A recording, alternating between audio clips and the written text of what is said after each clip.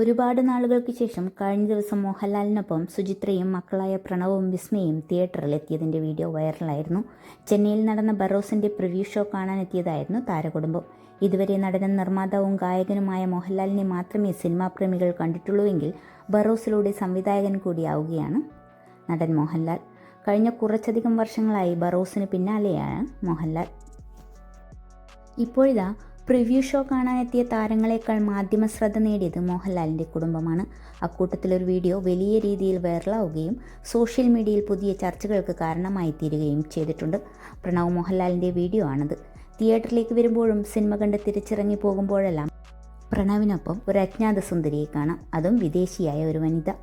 ആദ്യമായാണ് താരകുടുംബത്തിനൊപ്പം ഒരു mystery girl പൊതുപരിപാടിയിൽ പ്രത്യക്ഷപ്പെടുന്നത്. തിയേറ്ററിലേക്ക് നടന്നു വരുമ്പോൾ മുന്നിൽ സുചിത്രയും പിന്നാലെ പ്രണവും വിസ്മയും ഒപ്പം അജ്ഞാത സുന്ദരിയെയും കാണാം. തിരികെ കാറിൽ കയറി പോയപ്പോഴും പ്രണവ് വിസ്മയക്കൊപ്പം ആ പെൺകുട്ടിയെ ഭദ്രമായി കാറിൽ കയറ്റി അയക്കുന്നതും കാണാം.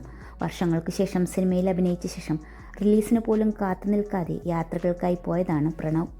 മാസങ്ങൾക്ക് ശേഷമാണ് ഇപ്പോൾ പ്രണവ് പൊതുചടങ്ങിൽ പ്രത്യക്ഷപ്പെടുന്നത്.